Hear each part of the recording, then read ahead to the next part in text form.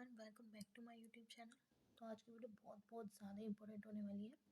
इसमें important question बताने वाले और ये सारे इंपॉर्टेंट क्वेश्चन पीवाई क्यों है, प्रीवियस ईयर क्वेश्चन पेपर है और मैंने चैप्टर वाइज उनको सेट कर दिया है और बताऊंगी मैं आपको कौन से चैप्टर में से कौन से क्वेश्चन इंपॉर्टेंट है और कौन कौन से चैप्टर इंपॉर्टेंट है। आपको पता है टाइम तो बहुत कम बच गया है और हमारे पास इतना टाइम नहीं है कि हम सारी यूनिट्स और सारे चैप्टर पढ़ें। आपको पता है इसमें 10 चैप्टर हैं बट हमको तो 5 क्वेश्चन अटेम्प्ट करने हैं ना पेपर में, तो हम सारे के पढ़े, हम इम्पोर्टेंट चैप्टर पढ़ेंगे। तो इसका हम पढ़ेंगे भारत में संवैधानिक सरकार और लोकतंत्र, constitution, government and democracy in India. इसके चैप्टर हैं बी ऑनर्स के राजनीति विज्ञान, ठीक है, सेमेस्टर 3 के। तो इसमें इंपॉर्टेंट चैप्टर बताने वाली हूँ। इसमें से आपको पता है इकाई फर्स्ट, संविधान का दर्शन, प्रस्तावना और संविधान की विशेषता, सबसे इम्पोर्टेंट चैप्टर है। नागरिकता इतना इम्पोर्टेंट नहीं है बट इसमें से एक क्वेश्चन बन सकता है। मौलिक अधिकार, निर्देशक सिद्धांत और मौलिक कर्तव्य, हर बार एक क्वेश्चन बनता है इसमें से, ठीक है। और विधानमंडल संसद की शक्ति और कार्य, तो मैं आपको चैप्टर वाइज बताने वाली हूँ। तो चलिए शुरू करते हैं। पहले तुम्हारी यूनिट ये है। फर्स्ट यूनिट में 3 चैप्टर हैं, इसमें से 2 चैप्टर बहुत इंपॉर्टेंट है, संविधान का दर्शन, प्रस्तावना और संविधान की विशेषताएं। मौलिक अधिकार, निर्देशक सिद्धांत और मौलिक कर्तव्य, ये दोनों चैप्टर बहुत इंपॉर्टेंट है। जैसे कि देखिए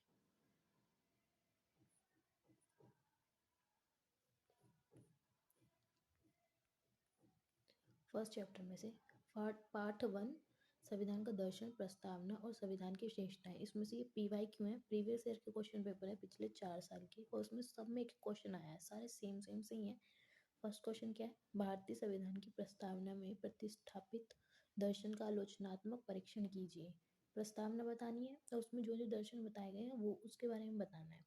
संप्रभु, धर्मनिरपेक्ष, ये सब, उसका आलोचनात्मक परीक्षण करना है उसमें। दूसरा क्वेश्चन बताया, भारतीय संविधान की विशेषताओं का विवेचन कीजिए। प्रस्तावना किस सीमा तक इन विशेषताओं का प्रतिबंधित करती है। इसमें दोनों बताने, इसमें संविधान का भी विशेषता बतानी है और प्रस्तावना की भी विशेषता बतानी है। फिर तीसरा क्वेश्चन है, भारतीय संविधान की प्रस्तावना इसके दर्शन का प्रतिरूप, दोनों बताना है, संविधान और प्रस्तावना। प्रस्तावना इतनी इंपॉर्टेंट है बहुत ज़्यादा। और क्वेश्चन नंबर 4, भारतीय संविधान की प्रस्तावना में प्रतिस्थापित प्रमुख आदर्शों की विवेचना कीजिए। संविधान सभा के वाद विवाद के आलोक में अपने उत्तर का प्रतिपादन कीजिए। वही सेम इसमें बताना है, संविधान सभा वो बताना है, प्रस्तावना ही बतानी है। सारे क्वेश्चन में प्रस्तावना कितनी इंपॉर्टेंट आपने देख लो। और ये है चैप्टर 3, मौलिक अधिकार, निर्देशक सिद्धांत और मौलिक कर्तव्य। 3 क्वेश्चन हर बार इसमें से पेपर में आते ही आते हैं, हर बार क्वेश्चन आता है और आएगा ही पक्का। देखो सारे सेम से ही हैं। क्या आप सहमत हैं कि भारतीय संविधान में मौलिक अधिकारों को राज्य के नीति निर्देशक सिद्धांत पर पूर्वता दी गई है। इसमें वही बताना है कि जो संविधान मौलिक अधिकार ज़्यादा इंपॉर्टेंट है, मौलिक नीति निर्देशक तत्व, इन दोनों के बारे में बताना है। आर्टिकल 9 के विषय में संदर्भ में मौलिक अधिकारों के महत्व पर एक निबंध लिखिए। मौलिक अधिकार के बारे में, राज्य के नीति निर्देशक तत्वों की विवेचना कीजिए। राज्यों ने किस सीमा तक क्रियान्वित करने में सफल हुआ, इसमें बताना है। पहला क्वेश्चन है दोनों नीति निर्देशक तत्व और मौलिक अधिकार, दूसरा है सिर्फ मौलिक अधिकार, तीसरा है सिर्फ नीति निर्देशक तत्व, ठीक है।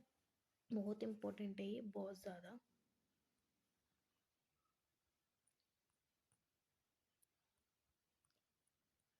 आपको बुक के पीछे क्वेश्चन भी बता देती हूँ। बुक के पीछे जो क्वेश्चन है वो भी इतने इंपॉर्टेंट सारे तो नहीं है पर कुछ क्वेश्चन देखिए। जैसे पहला इसमें, भारत की प्रस्तावना भारतीय संविधान का अभिन्न अंग है, परीक्षण कीजिए, ये वाला इंपॉर्टेंट है। भारत की दार्शनिक अवधारणा पर एक ये वाला इतना इंपॉर्टेंट नहीं है। भारतीय संविधान के मूल सिद्धांत क्या है, संविधान के मूल सिद्धांत आ सकते हैं, ये वाला इंपॉर्टेंट है। इस तरह के क्वेश्चन आपको मिलने वाले हैं। चैप्टर 2 इतना इंपॉर्टेंट नहीं है, नागरिकता, पर आप इसको पढ़ सकते हैं। इसमें से एक ही क्वेश्चन आएगा 1935 का, नागरिकता अधिनियम, वही क्वेश्चन आएगा। 35 शायद मैंने गलत बोल दिया है, 1954 ऐसे कुछ है शायद, यही है 54 या 53। उसका नागरिकता अधिनियम क्या है वही आएगा। इसमें से एक क्वेश्चन है सिर्फ नागरिकता अधिनियम, वही आएगा। और कुछ इसमें से कुछ भी पढ़ने की जरूरत नहीं है, आपको बस एक नागरिकता अधिनियम पढ़ लेना है। पार्ट 3 इसमें से तो बहुत इंपॉर्टेंट है, आपको पता ही है, बहुत इंपॉर्टेंट क्वेश्चन है सारे के सारे जो भी मैंने आपको बताया। उसका स्क्रीनशॉट ले सकते हैं, वो सारे के सारे क्वेश्चन आने ही वाले हैं पक्का पक्का। इसमें देखिए, भारत में राज्य के नीति निर्देशक सिद्धांतों की विशेषताओं पर चर्चा कीजिए। सरकार ने लागू करने में कितनी सफल हुई है। पूरा डिट्टो क्वेश्चन है। वो PYQ ही था जो मैंने आपको पहले कराया था, वो मैंने खुद नहीं बनाया था, PYQ था। और देखो सेम क्वेश्चन बुक के पीछे है। और दूसरा भी अच्छा है, इसमें व्याख्या कीजिए कि मौलिक अधिकार और राज्य के नीति निर्देशक एक दूसरे के पूरक है। पक्का इंपॉर्टेंट, दोनों क्वेश्चन बहुत इंपॉर्टेंट है ये। अब इसमें देखिए सरकार के इकाई 2 है, इसमें से आपको ज़्यादा नहीं पढ़ना। इसमें से हम वैसे तो इम्पोर्टेंट इम्पोर्टेंट पढ़ेंगे तो संसद की शक्तियाँ और कार्य पढ़ लेंगे, संसद की क्या क्या शक्तियाँ कार्य हैं, और दूसरा पढ़ेंगे सर्वोच्च न्यायालय उच्च न्यायालय, ये दोनों बहुत इंपॉर्टेंट है। ठीक है, अब इसके क्वेश्चंस मैं आपको एक बार दिखा दूँ। कार्यपालिका के क्वेश्चन ये देखिए, ये पढ़ लिया हमने। कार्यपालिका क्वेश्चन देखो, भारत के राष्ट्रपति की शक्तियाँ और कार्यों का आलोचनात्मक परीक्षण कीजिए। ठीक है, ठीक है, ये सारे वो शायद पूरी इंपॉर्टेंट यूनिट है। और ये दूसरा है, भारतीय राजनीतिक व्यवस्था में भारत के राष्ट्रपति की भूमिका और स्थिति की आलोचनात्मक समीक्षा कीजिए। भारत के राष्ट्रपति की आपातकालीन शक्तियों ने देश की लोकतांत्रिक कार्यप्रणाली पर उनके प्रभाव का आलोचनात्मक परीक्षण कीजिए। भारत के राष्ट्रपति की आपातकालीन शक्तियों की विवेचना कीजिए। 2 आपातकालीन है और 2 राष्ट्रपति की शक्तियों के क्वेश्चन है, बहुत इंपॉर्टेंट है राष्ट्रपति के बारे में। और ये देखो, और न्यायपालिका इसमें ये दोनों चैप्टर नंबर 5 पार्ट 5 ये बिल्कुल भी इम्पोर्टेंट नहीं है, इसको तो छोड़ ही दो बिल्कुल। ये तीनों में से एक बनते हैं क्वेश्चन, इसमें से बनता है, इसमें से चैप्टर 4 में से भी, चैप्टर 6 में से, चैप्टर 7 में से। चैप्टर 7 में से एक क्वेश्चन पक्का पक्का आएगा, न्यायिक समीक्षा आने ही वाला है, नो डाउट।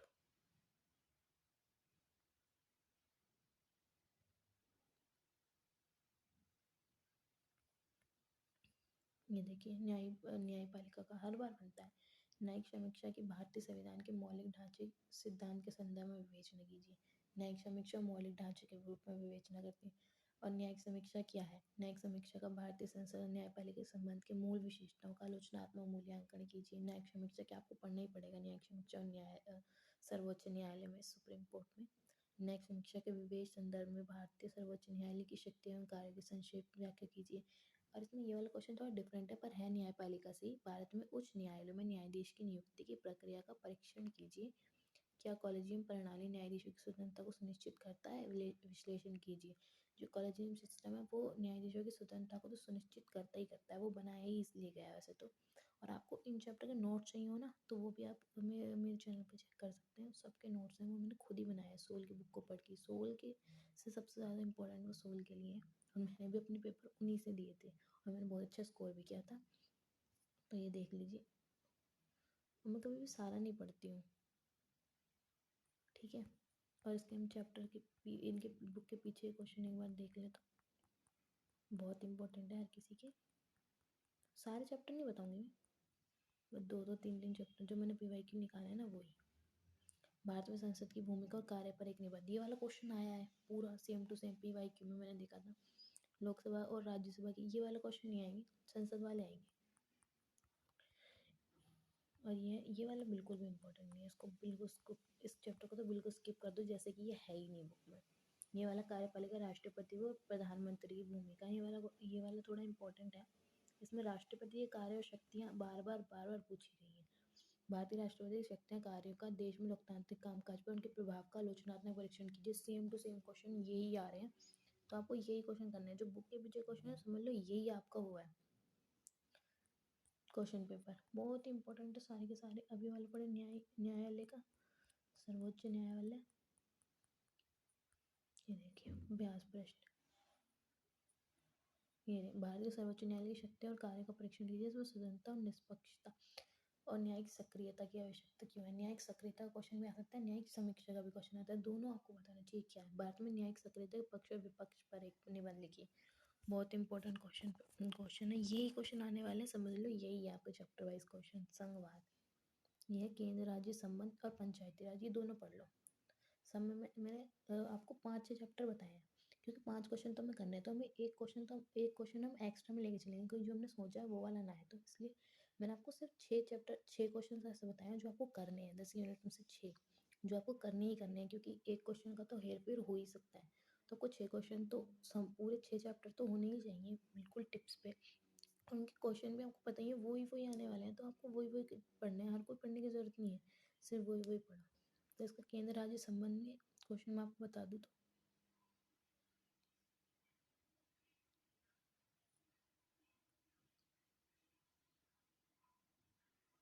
देखिए संघवाद क्या है, भारत में संघ और राज्य के बीच तनाव के क्षेत्रों का परीक्षण कीजिए, ठीक है।